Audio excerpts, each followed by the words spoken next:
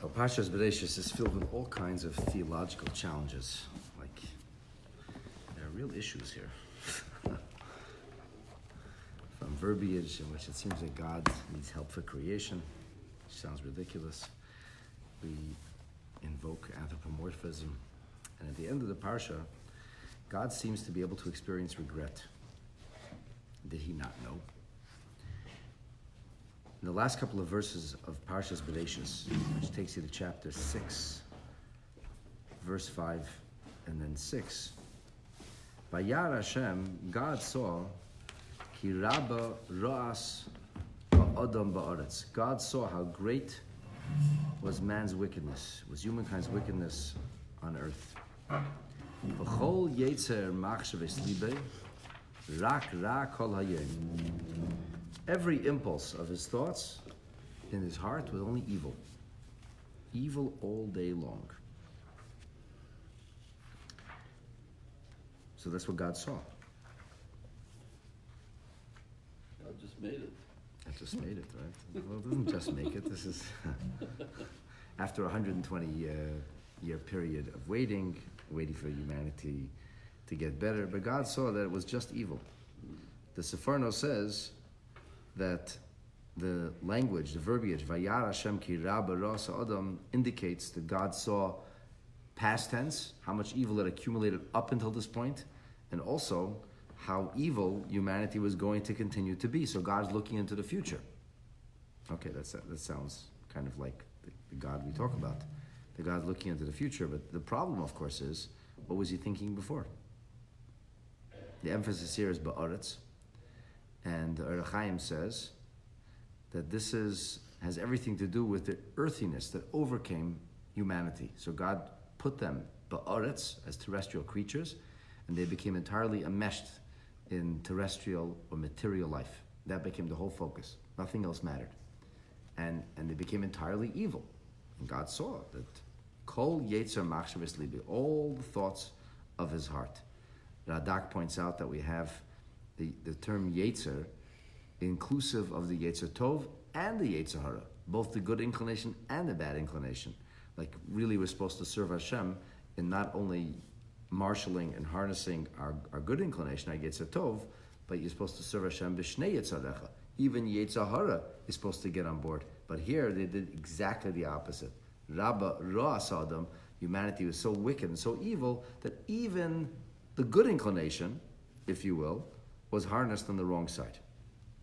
So this is a terrible situation. It's rak kol hayom, only evil, nothing else. Reb Sadi Gaon says, ra muchlat, kol hazman, just evil. There isn't a pinnacle of light, nothing, not even one glimpse or glimmer of something positive or good. Humanity continues to be driven only by its own lusts, its own cravings, and own desires, ready to do anything and everything in order to achieve a moment of self-gratification. So what happens? God regrets. Verse 6, Vayinochem Hashem ki asa es ha'adam. So God now regrets that he created humanity. Vayisyatzev el libay. It says that God grieves in his heart. So he regrets that he creates humanity. Others interpret the word Vayinochem as he comforts himself, as at least I can get rid of him. I didn't create the creature that I can't do away with. And God's grieving in his heart. So let's take a look in Rashi. Rashi says Vayinochem Hashem. That the word Vayinochem, Rashi says, is inclusive also of the language or verbiage of nechama, of comfort. That since humanity became so rotten and evil, nechama haisel afanav, God was comforted, as it were, by the fact shebroi betachtonim, that he created humanity in the lower terrestrial reality. She'ilu haya min ha'alyonim hayim amridan. Had humanity had power and ability in the non-terrestrial, in the celestial realities, humanity would have got the angels all to rebel as well. So at least God says, phew, at least the evil is limited to this world. At least they can't get to the heavens. Now, there were some angels that fell from the heavens onto earth, and that's another theological mystery wrapped in an enigma and a question for another day. But at any rate, it is very clear that God was comforted by the fact that humanity's bad influence was limited to this atmosphere. Vayisatzev elibay. Rashi says, Vayisatzev, the person caused grief, elibay, to the heart, shomakim, to the heart of God. So what does this mean? What does it mean God, humanity caused grief to the heart of God? God has a heart now? That seems to be ascribing corporeality where that can't be. So Rashi says, it means Ola b'machshavte shomakim lahatzivay. It is as if God is now grieving. And so Rashi says this is according to the Targum Onkelos. Davar acher. Another interpretation of this verse. Vayinochem is not comfort, but Vayinochem is regret. Nebcha machshavte shomakim. God's mind changed. In other words, he changed the way he was going to deal with the terrestrial material world. Initially, God had created the world b'midas rachamim, with the measure of divine compassion and mercy, which means that there's slack cut. If humanity falls short, okay, have rachmanis. And then God decides that's not going to be the case anymore. Things change to midas hadin. Now we change to the measure of divine judgment. Ola b'machshava lefanov, God suddenly began, if you were, as it were, to think. Ma laseis ba'adam sha'asa ba'aretz. Up until now, he thought about how to have compassion, how to have mercy, how to stay the sentence of humanity, and how to continue to have patience and wait for humanity to change. And now Hashem said, no more mercy. Now there's going to be a change. Now God began to contemplate, as it were, how will he judge humanity? And Rashi says that the truth is, even though Nechama we were told by Rashi earlier that Nechama means comfort, the truth is that the verbiage that the Torah uses here, Vayinochem, fits very squarely into the notion of regret. Because Kol Lashon Nichum Shebemikra, whenever you find the terminology of Nichum in the scripture, it's Lashon Nimlach Malases. God is reconsidering what to do, which is a form of regret. As we see, Uven Adam Vayisnochem, that God is not like a human being who can change his mind. That's what it says later on. That says in the book of Numbers. Or, Ve'alavodav Yisnechem. At the end, when the Jewish people will be dispersed into an exilic reality and suffer terribly, God will, so to speak, change his mind, and he will behave differently. Or Vayinochem Hashem al Hara'ah. After God told Moshe Rabbeinu he would destroy the Jewish people, God regretted having said that. Or as we find in the book of Shmuel, here we had 3 quotes from the actual Pentateuch, from 5 books of Moshe. But here in the book of Shmuel, Nechamti ki himlachti. God says, I regretted that I appointed Saul, king. Kulam lashon machshava acheresim. All of these indicate a change of mind. A change of mind, which I guess a change of mind is a regret. I wanted to do one thing, and then I regretted doing it, so now I have a change of mind. Now I'm thinking of doing something in a different fashion. Okay, so if you want to tell me that God is comforted by the fact that he was able to get rid of humanity, but he grieved for humanity, so I understand the Vayisyatzev Elibay.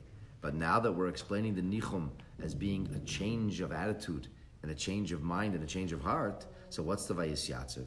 So Rashi says, Nis'abel alav d'maisiyadav. God did grieve. He grieved for the loss of his handiwork. For example, we find that it says, Ne'etzav HaMelech al b'nai, that David HaMelech mourned his son Avshalom. Avshalom is the very same son that led a mutiny against him. He led a rebellion against him. But when he died, David HaMelech felt bad. But after all, he was pursuing him. Yeah, he was. He needed to defend the crown. But at the same time, there was a sense of grieving. There's a sense, in other words, there's the intellectual side of things and emotional side of things, which we seem to be getting ourselves into deeper and deeper water of having to figure this out. So now God has an emotional side and he has an intellectual side. The heart would seem to indicate the notion of emotions. And all of this, Rashi says, Vizu, this notion of grieving and of mourning, but not literal pain, kasafti l'tshuvas aminim. All of this I've written for the heretics who will encounter these verses and point to say, aha. So what exactly do you guys believe in? You believe in a God who has regret. You believe in a God who has buyer's remorse. You believe in a God who grieves. You believe in a God who feels bad about what he did. Either he knows what's going to happen, or he doesn't know what's going to happen. Something doesn't seem to add up over here. This is an omnipotent God who seems entirely potent. He doesn't seem limited at all. So Rashi finishes off by quoting for us a selection of medrash that records a conversation between a Gentile who seems to be asking questions about the Torah. He seems educated and learned, and he's asked questions about the Torah, but not because he necessarily is a person of faith. The wise person, the educated person, and he asked questions of a great sage and how the sage responded. And it's kind of centered around this verse, so therefore Rashi quotes it in his commentary here. He says, Goy echad sha'al es Rabbi Yeshua ben Karcha. There was a Gentile who asked a question of the great sage Yoshua, the son of Karcha. Amar le, he said to him, tell me, Rabbi, einatem meidim shakadosh baruch hu reyes hanelad? Do you not believe that God knows the future? Amar le, Rabbi Yeshua answered, of course, hey, without a question, God knows everything. Amar le, so he said, if God knows everything, then how do you explain that God had regret? So he didn't know everything. He created a world, he expected it to go one way, and it went the other way. So if he knew everything, what was he regretting? What was he feeling bad about? Didn't he know this was going to happen? Amar lei, so Rabbi Yeshua responds to this fellow and he says, tell me, did you ever have a baby?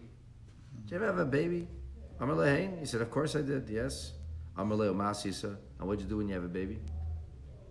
So he said, oh, we had a baby. Amar lei samachti, I rejoiced. Simachti is our curl, I made others rejoice, I made a big party. Amar lei, he said, Bishul Bekarcha said to him, did you not know that this baby who was born would someday die? Everybody dies. Death and taxes, it's guaranteed.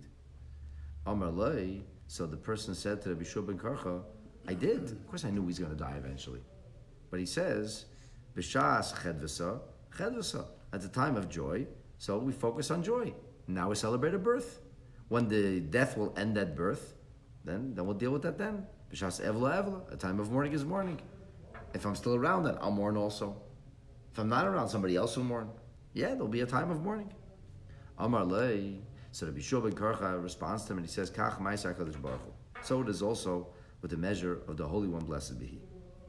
Afal pi, even though that in the very beginning, from the beginning of time, from the beginning of creation, shegalu lefanov, that Hashem knew, sheseifon lachtoi, that in the end, man would dissolve into a path of evil and fall into a downward spiral of immorality. Nonetheless, Loi nimna milivran. He did not restrain himself from creating them. Bishvilat tzadikim hasidim lamed mehen. Because eventually there would be some righteous people that would emerge. So God created all of humanity because eventually some righteous people would emerge. Even though there would be some terrible people along the way. Yeah, there would be some terrible people. Many terrible people.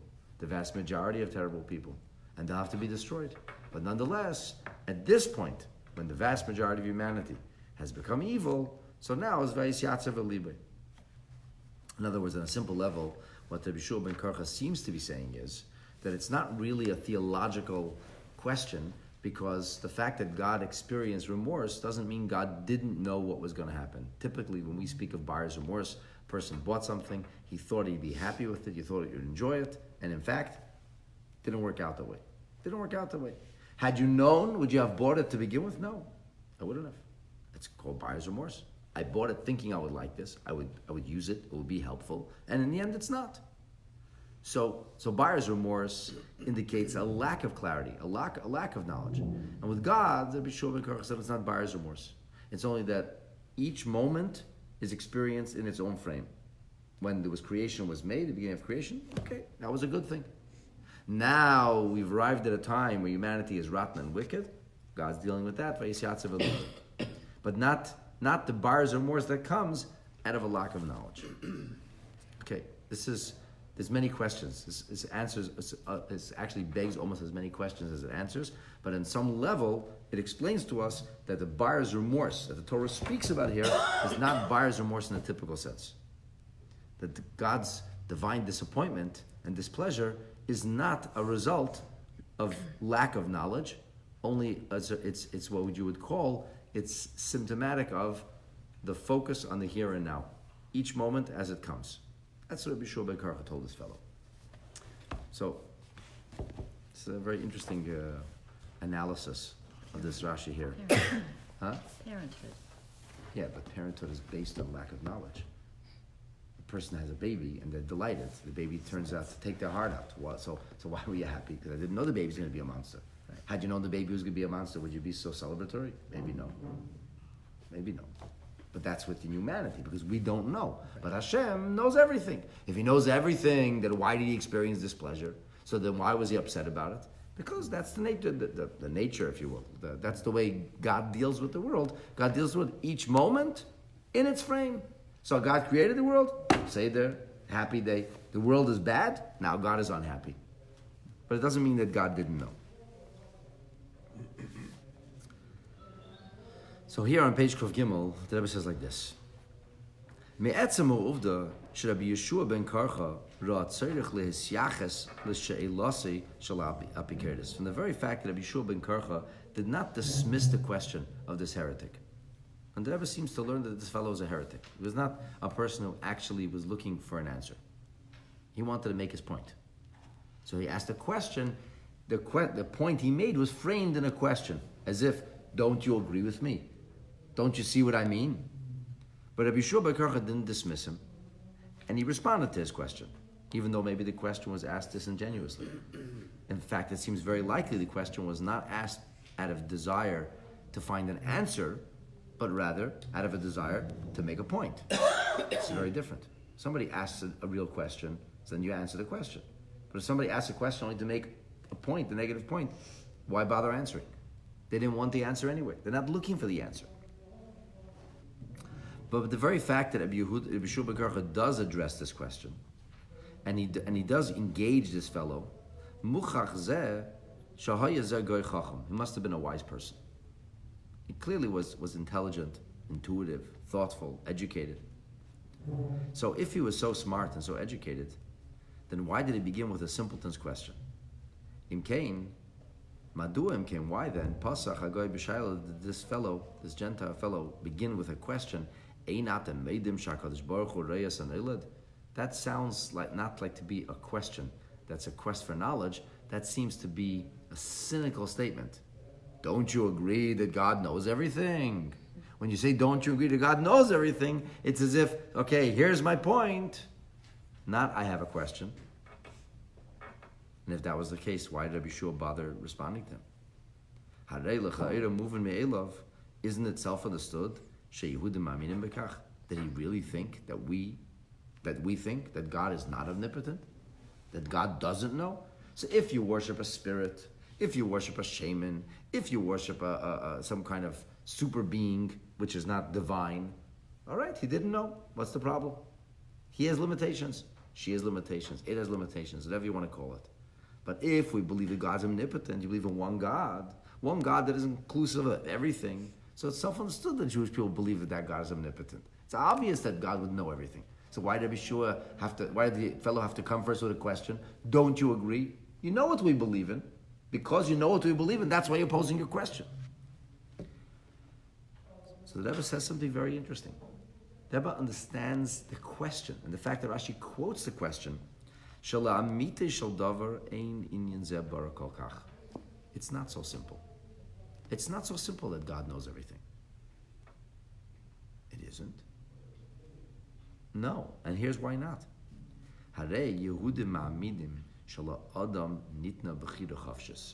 We, the Jewish people, necessarily believe in something called the freedom of choice.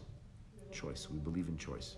This doesn't sound very good in the political atmosphere of today's day and age, believing in choice, but no, we don't believe in that choice. We believe in choice. We believe in choice. And here's a problem. The problem is, if you believe that human beings actually have freedom to choose, that everything isn't predestined, That we aren't already destined to be sinners, and no matter what we do, we're going to be wrong anyway. That everything isn't already choreographed, which is a belief that's held both by certain faith systems as well as from a certain scientific perspective, in which we believe in predeterminism. We reject the notion of predeterminism out of hand. Evil people were not destined to be evil. Righteous people were not destined to be righteous. You could have a predisposition to righteousness. You could have a predisposition to evil, and that only means that you have greater challenges and greater ability. A person who was destined to be evil could in fact have been righteous, and a person who was quote-unquote destined to be righteous could have been evil as well. Esau didn't have to be a monster, and Jacob didn't have to be a saint. It could have been the other way around. That's why Jacob gets credit for being a saint, and that's why Esau is held culpable for turning into a monster. He was he had a predisposition. Already from the period of gestation, he was yearning or leaning toward that kind of behavior. True. So he also had the ability to overcome that kind of behavior. But he could have chosen. He could have chosen to be good. Exactly. He could have chosen to be even better than Jacob because he had a bigger challenge. And the bigger challenge you have, the higher the level of righteousness you're able to achieve. Emunah zu, this belief, and it is a belief, you cannot prove it. There is much evidence that seems to indicate predeterminism. In fact, up until quantum physics, people pretty much agreed with the Newtonian idea of predeterminism. Logically, predeterminism makes perfect sense. You can determine just about everything. You just have to have enough information, enough data. Every choice we made this morning could actually have been predicted. The choice of what you wore, the choice of how you got up, when you got up, what you did when, all of that was based on a certain logic. It's based on choices you've made. If somebody would have all the data of every choice you ever made and every desire you ever had, you'd be able to determine why you chose this toothpaste, why you wore that article of clothing, why you woke up at this time, why you put your left foot forward or your right foot forward. Everything could be predetermined. The only reason in the end that the scientific community cannot go along with predeterminism is because of the discovery of quantum physics and the notion that the nuclei is when something is in a state of velocity is not predictable. So they actually found something that isn't predictable. They found something which, no matter how much data you have, you never know for sure because it's a basic notion of quantum physics that when something's in velocity, the nuclei is not at the center. So the nuclei is somewhere and it's in a state of motion and it's impossible to predict.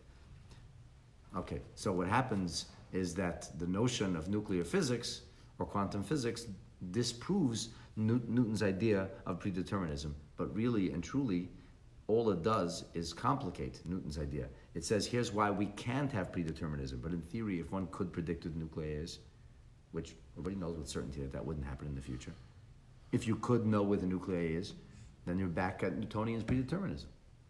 So predeterminism isn't an illogical thing. It actually is quite logical. It's a leap of faith to say that we have freedom of choice. I'm going to tell you something very surprising. If you think you had freedom of choice to do all the things you did this morning, you're making a mistake. You actually did not have the freedom of choice.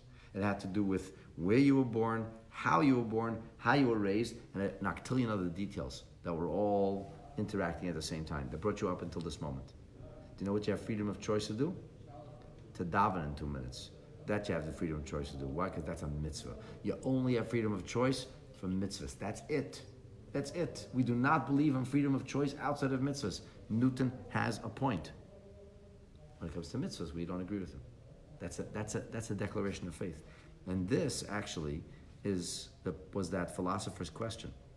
This was the atheist question who was challenging Rabbi Yehoshua ben Karcha. He says, tell me something. Do you guys actually believe in freedom of choice? Do you actually believe that God knows everything? That's the problem here, because that seems to be a contradiction. The emunah in freedom of choice seems to contradict l'chayra as emunah shakadosh baruch hu yedei kol meiresh. That God knows everything. Because if He knows everything, did we really have the freedom to choose? He knew what we're going to choose. If He knew what we're going to choose, we didn't have the freedom to choose. This is a real problem. He's royas anayla. As is written, if you look in the Rambam in Hilchos Tshuva, in the end of the 5th chapter, he deals with this. The Ravid argues vigorously with the Rambam. And the Rambam, after explaining things, he says it still doesn't really make sense.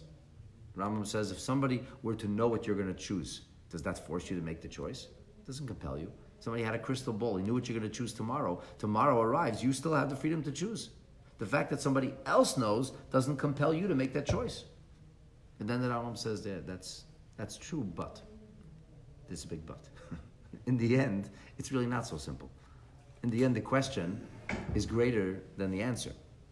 So this is... One is genetically determined except for faith, for example? Where everything with outside of Yiddishkeit, it's logical to say that it's predetermined. It's not illogical. Faith is pure freedom of choice. Anything which is Yiddishkeit related. Kol b'dei shomayim, everything's in the hands of heaven, chutz, with the exception of Yirat Shemaim, reverence for heaven, which is a euphemism for everything that's Yiddishkeit related. And so here's the thing: this guy was very intelligent. He was a philosopher, and maybe a scientific atheist, if you will, a philosophical atheist. He said, Rabbi Yeshua, let me get this straight now. He says, I just want to make sure before I pose my question. He said, because if you tell me God doesn't know, and that's why you believe in freedom of choice, okay, if God does know, God doesn't know. Then my question is not a question. God didn't know, so he had buyer's remorse. He says, do you guys actually believe that God knows everything? Rabbi Yeshua says, yes, we do believe God knows everything. Oh, then, said the man, then I have a problem here. If God knows everything, if that's what you believe, which I'm shocked to hear that actually, because I think you guys believe in freedom of choice, but if God knows everything, how do you have buyer's remorse? How do you roll things backwards? And what does Rabbi Yeshua respond? He said it's not buyer's remorse in the typical sense. It's not buyer's remorse out of lack of knowledge. Rather, it's the way God chooses to respond to circumstances, despite the fact that he would have known everything before. And he gives an example of something which is widely known. It's self-understood that people are going to die eventually, and yet we still celebrate the moments of life, moments of goodness. That's the way God chooses to engage with the world. And in this, we conclude Chumash Bereishit with some very important philosophical questions. And you could argue that some of the questions that are opened are even bigger than the answers that are given.